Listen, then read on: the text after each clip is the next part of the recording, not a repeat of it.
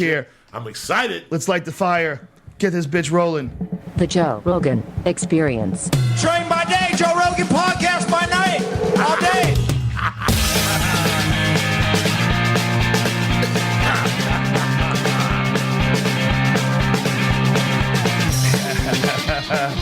That was the highlight of my month. That was pretty sweet. Yeah, that was the highlight of my month. I've actually listened to that so much in the last 24 hours that I'm thinking about making it a ringtone, but... Oh, it's a good ringtone. Yeah. You know, the perfect thing about it, too, is that it wasn't perfect. You know, it didn't even make sense. Yeah. Yeah, because when he says... Also, when he says night or day or something like that... You have your phone next to the shit? Yeah.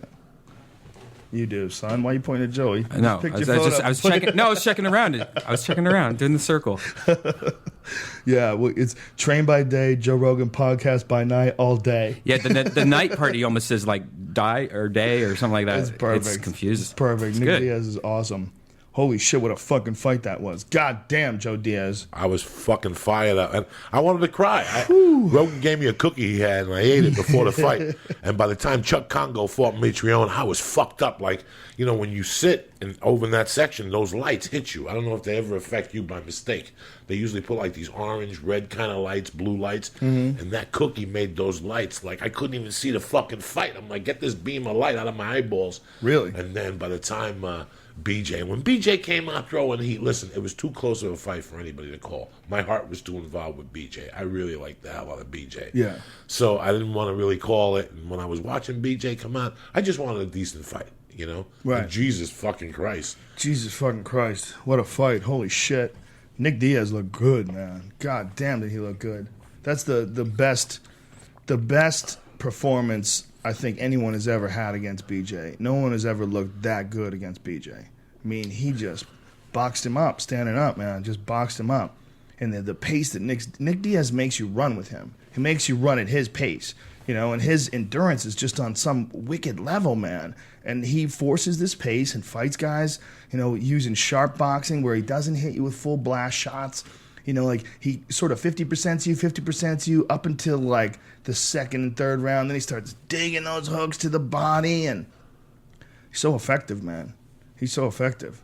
It's really weird to watch. It was a great fucking fight. And like I said, I like going to UFC to see fights. Yeah. You know, I'm a fan, but I also want to see a fucking... I want to see some crazy shit. I want to see some crazy shit. Yeah. And then they just announced my other man, Donald Cerrone, against Nate Diaz. Yeah. For Super Bowl weekend also. Yeah. That's a fucking... I mean, Donald Cerrone I loved him. I've always loved him as a human being, as a fighter. But the other night, he came out looking good like a motherfucker. Yeah. He was like Superfly in '73.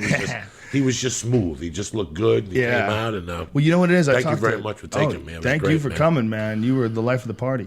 I talked to Greg Jackson about it. He said that he's never been more disciplined. That's what it is. He's just constantly training, constantly in the gym, just working harder than he's ever worked before. He realizes, I think, that he's knocking on the door right now. He's like right there.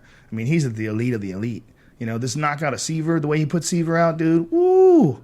That was big, dude. It was beautiful. That was big.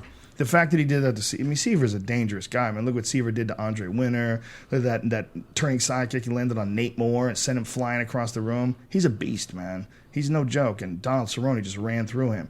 And to have done that right after he did the same to Charles Oliveira, Cerrone's a monster, man. He's fun. And he's a cowboy. He's a fucking character, man. He's a real legit cowboy, man. Wears cowboy boots and shit. He's got a hat, rides bulls. He doesn't give a fuck around, man. See, he lives on a ranch, man.